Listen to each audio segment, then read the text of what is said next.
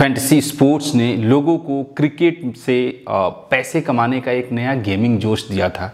आज वही ड्रीम 11 या फैंटेसी स्पोर्ट्स कंपनियां अपनी गेम की दिशा बदल रहे हैं, क्योंकि अब भारत में real money fantasy gaming ban हो चुका है। तो सवाल उठता है कि क्या ड्रीम 11 खत्म हो गया या कुछ ऐसा बचा हुआ है, या फिर ड्रीम 11 कोई बहुत बड़ा गेम खेल रहा है या खेलने की तैयारी कर रहा है। इसी मुद्दे पे आज हम लोग चर्चा करेंगे और बहुत ही इत्मीनान से नए अपडेट्स क्या हुए हैं, ड्रीम 11 किस तरीके से सारा गेम खेल रहा है। देखो दोस्तों, बहुत सारी चीज़ें ऐसी हैं जिसको जानना बहुत ज़रूरी है। 26 नवंबर का डेट तो है, लेकिन इसके बीच में एक 17 और 18 नवंबर भी है। तो नए अपडेट्स क्या होने वाले हैं, सारी चीज़ों को ध्यान से आपको समझाऊंगा। थोड़ा सा धैर्यपूर्वक इस वीडियो को देखिएगा, ध्यान से देखिएगा, पॉइंट टू पॉइंट। मैं हर एक पॉइंट्स को आपको क्लियर करूंगा, क्योंकि आप लोगों को भी पता है मैं ऐसे ही कुछ भी अपडेट उठाकर आपको वीडियो नहीं बना कर देता। जब तक कि ठोस कुछ समझ में ना आए मैं वीडियो नहीं बनाता हूँ। तो इत्मीनान से आराम से देखने की कोशिश कीजिएगा। सीधा स्क्रीन पे चलते हैं, सब कुछ समझाता हूँ। सबसे पहले हम लोग आते हैं कि सीन 1, एक एक करके सारी चीज़ों को समझेंगे, ठीक है। सबसे पहला प्रॉब्लम स्टेटमेंट क्या है। देखिए, अगस्त 2025 में सरकार ने लागू किया था ऑनलाइन गेमिंग एक्ट, ठीक है। लागू किया था मतलब कि ये जो है गेमिंग एक्ट जो है वो आपको संसद में पास हुआ था, राष्ट्रपति ने साइन भी किया, लेकिन ये गेम जो नियम है, जो कानून है, ये लॉ अभी तक लागू नहीं हुआ है। एज पर गवर्नमेंट के जो वकील हैं उन्होंने ये बात बोली है सुप्रीम कोर्ट में। इस बार जब ये सुनवाई चल रही थी 4 तारीख को, तो ये खबर आया कि भाई अभी तक हमने नियम लागू नहीं किए हैं। क्लियर है।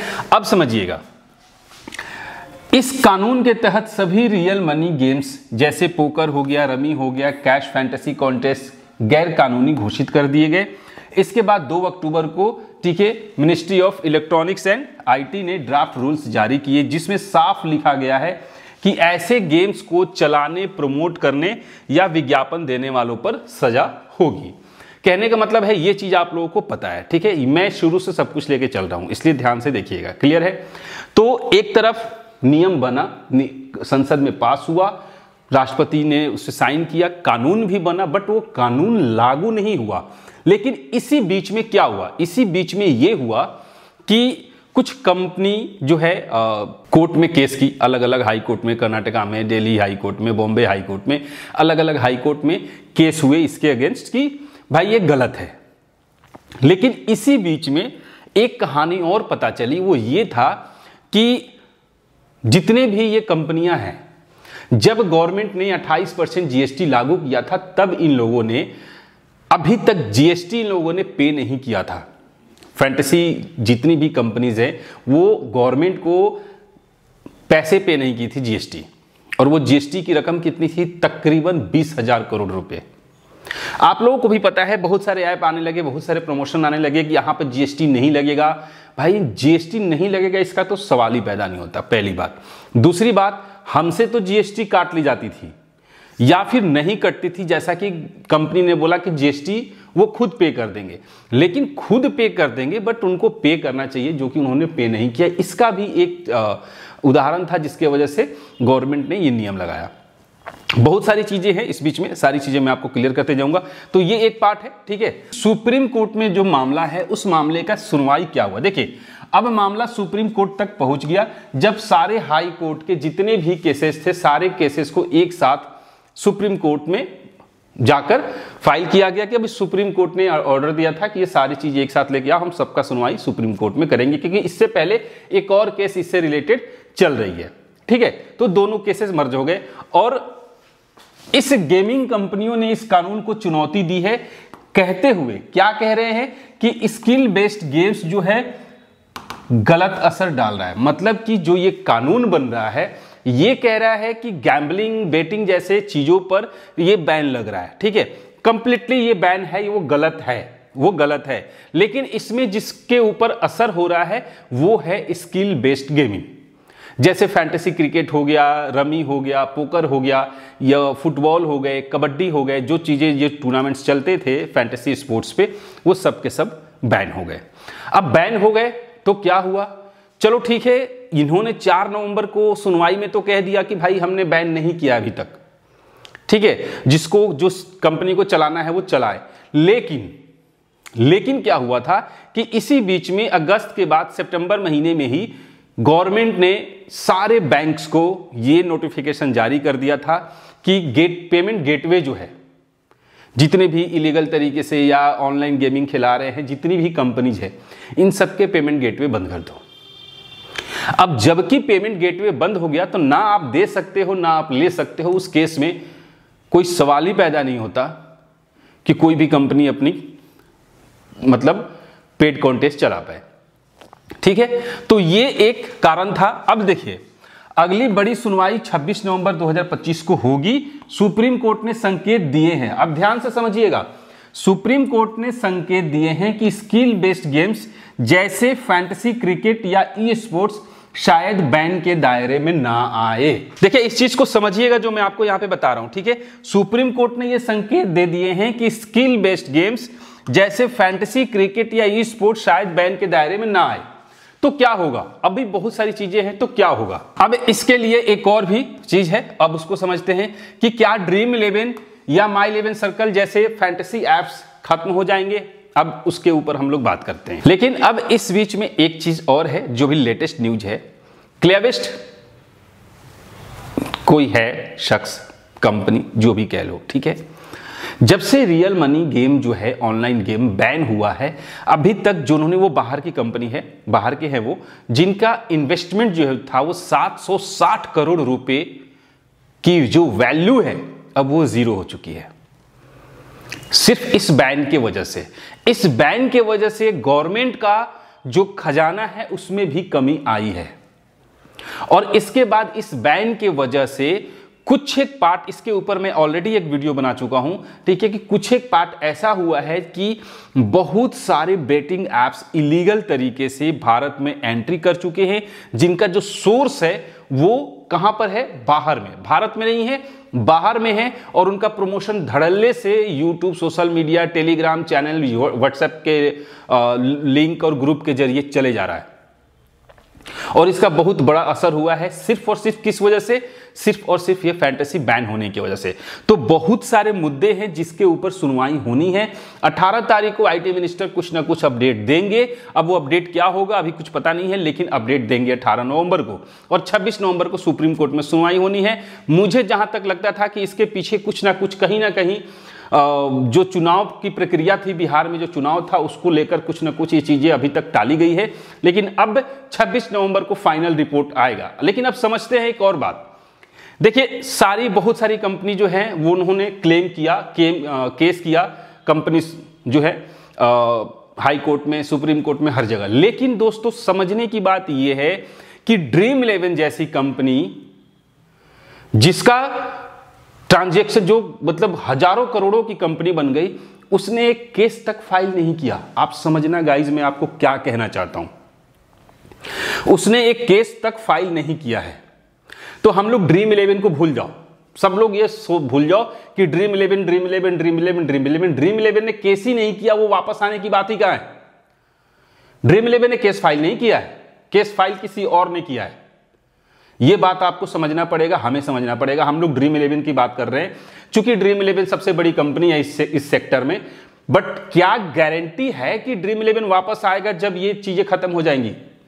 इसके पीछे एक और लॉजिक है, आइए देखते हैं। बैन लगते ही ड्रीम 11 और एमपीएल जैसी कंपनी ने अपने रियल मनी गेम्स बंद कर दिए। लेकिन कहानी यही खत्म नहीं हुई, उन्होंने तुरंत नया रास्ता अपनाया, फ्री टू प्ले मॉडल। अब इन एप्स पर कोई एंट्री फी नहीं, कोई कैश रिवार्ड नहीं, सिर्फ points, badges, NFC and sponsored gift मिल रहे हैं। अब समझिएगा, मैं शुरू से ही पक्ष में नहीं था फ्री टू प्ले के प्रेडिक्शन के लेकर, बट ऐसा कोई शख्स है मेरे भाई, मेरे दोस्त, जो कि कमेंट जरूर करना कि आपने फ्री कॉन्टेस्ट में नंबर 1 रैंक लाए हो और आपको कोई अवार्ड मिला है, आपको पैसे मिले हैं। जब पेमेंट गेटवे ही बंद है, वो पेमेंट करेंगे कहां से? और अगर पेमेंट करेंगे भी तो वो इलीगल तरीके से करेंगे। एक बात समझ लीजिएगा, तो जो लोगों ने जीता है वो मुझे कमेंट जरूर करेगा, इसीलिए मैं फिलहाल प्रेडिक्शन वाले मूड में हूं नहीं। क्लियर? अब देखते हैं नेक्स्ट। तो विदेशों में नया खेल। अब देखिए, भारत में बैन के बाद ड्रीम इलेवन ने अपना ग्लोबल एक्सपेंशन शुरू किया। अब ये company UK, USA, Australia, Canada और यूएई में free to play fantasy sports platform launch कर रही है। यानी भारत में दरवाजा बंद हुआ था तो दुनिया का दरवाजा खुल गया। किसके लिए? ड्रीम इलेवन के लिए। अब समझने की बात यह है कि ड्रीम इलेवन ने कंप्लेन नहीं किया, ड्रीम इलेवन ने एफआईआर नहीं किया, ड्रीम इलेवन मतलब पेड कॉन्टेस्ट वापस से शुरू करने के लिए कोई कदम नहीं उठाया। तो हम ड्रीम इलेवन का नाम बार बार क्यों ले रहे हैं?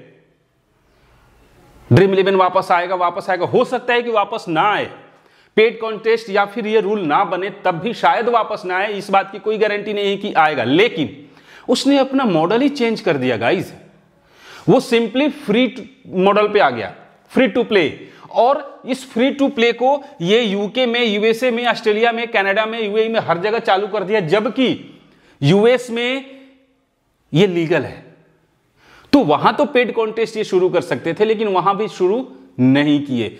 मतलब साफ है कि ड्रीम इलेवन कोई बहुत बड़ा गेम खेल रहा है, कोई बहुत बड़ा गेम की तैयारी कर रहा है। हो सकता है कि वापस ना आए, क्योंकि ड्रीम इलेवन जैसी कंपनी नया अब स्टॉक ब्रोकिंग के मतलब कि स्टॉक में भी ये अपना ऐप लेके आने वाले हैं बहुत जल्द। बहुत सारी चीज़ों पे ये वेल्थ से रिलेटेड है, बहुत सारी चीज़ों पे ये अपने नए नए ऐप लेके आ रहे हैं। तो अभी कहना उचित नहीं होगा कि क्या होगा, इसलिए आप लोगों को घबराने की जरूरत नहीं है। जो होगा वो सही होगा, रास्ता खुलेगा। लेकिन अगर रास्ता खुलेगा, ये नियम लागू भी नहीं होता है, तो मैं तो यही कहूंगा कि ड्रीम इलेवन जैसी कंपनी को बायकॉट ही करना चाहिए। हम किसी और ऐप के जरिए खेल लेंगे, हमें खेलना है हम कहीं भी खेलेंगे, कॉन्टेस्ट कहीं भी होगा। लेकिन जो कंपनी फाइट ही नहीं की, उसके लिए हम क्यों बार बार ये सोच रहे हैं कि कब वापस आएगा, कब वापस आएगा, कब वापस आएगा? भाई वो भाग गया मैदान छोड़कर। आपको क्या लगता है, जो एक बड़ी कंपनी जिसका एक बड़ा नाम है, अगर वो पहले ही फाइट में घुसती तो क्या उसका रिजल्ट सामने नहीं आता? शायद आज कुछ और हम बात कर रहे होते अगर ये कंपनी, अगर ड्रीम इलेवन बीच में घुसी होती। छोटी छोटी कंपनियां घुसी जिसको लोग नाम भी तक नहीं जानते, वो कंपनी जाकर केस कर रही है, ड्रीम इलेवन पीछे बैठ के मजे से देख रही है। मतलब कहानी कुछ और चल रही है, सिंपल सी बात है। और मैं तो आपको यही कहूंगा कि अगर ये पेड कॉन्टेस्ट शुरू हो भी जाता है तो भी हमें ड्रीम इलेवन जैसी कंपनी को बायकॉट करना चाहिए। मैं सही कह रहा हूं कि गलत कह रहा हूं, आप लोग इसके लिए कमेंट जरूर करना। अब देखते हैं हम लोग नेक्स्ट, इंडस्ट्री पर क्या असर पड़ा। अब देखिए, इस बैन का सीधा असर लगभग 15,000 करोड़ की इंडस्ट्री पर पड़ा है। इस कई स्टार्टअप जो है वो बंद हो गए हैं, हजारों लोग बेरोजगार हुए। पर कुछ विशेषज्ञ मानते हैं कि यह बैन दरअसल फॉर्मल रेगुलेशन की दिशा में पहला कदम है। ठीक है, अब रेगुलेशन, मैंने क्या बोला, हर एक चीज पर बात करेंगे। तो अब इसमें क्या होगा, वो रेगुलेट होगा। इसमें हो सकता है 40% जीएसटी आए, हो सकता है खेलने की सीमा तय की जाए, हो सकता है एज रिस्ट्रिक्शन लगे, कुछ भी हो सकता है। लेकिन ये रेगुलेशन होगा, पूरी तरीके से बैन ये फैंटेसी स्पोर्ट्स नहीं होंगे। स्किल बेस्ड गेम जो है वो पूरी तरीके से बैन नहीं होंगे, या फिर इसको खेलने का एक नया जरिया दिया जाएगा। बट पेड कॉन्टेस्ट वापस आने वाले हैं और वो 26 नवंबर को हमें पता चलेगा, क्योंकि अब सरकार ई स्पोर्ट्स और स्किल बेस्ड गेमिंग के लिए ऑफिशियल रजिस्ट्रेशन फ्रेमवर्क बना रही है। तो ये एक मुमकिन है जो कि हमें दिख रहा है।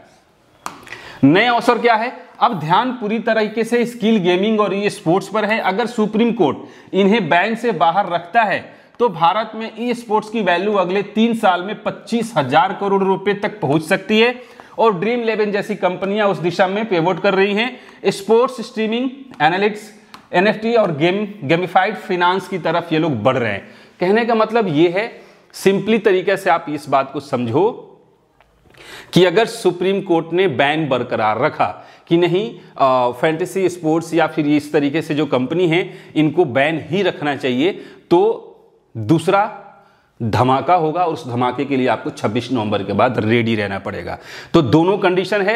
90% चांसेज है कि स्किल बेस्ड गेम के तौर पे फैंटेसी स्पोर्ट्स को वापस आने चाहिए। लेकिन अगर नहीं आता है वापस, तो इसमें 50% नहीं 70% हाथ ड्रीम इलेवन जैसी कंपनी के लिए है। इस बात को याद रखिए। जब कोई, आप कहते हैं ना कि जब घर के जब बड़े बात करते हैं तो उसका इंटैक्ट अलग होता है। लेकिन जब ड्रीम इलेवन, जब घर के बड़े ही पीछे बैठ गए, छोटे बात कर रहे हैं, तो सामने वाला क्या समझेगा? भाई मतलब कुछ है ही नहीं, छोड़ो हटाओ यार, रफा दफा करो, वो कहानी यहां पर चल रही है।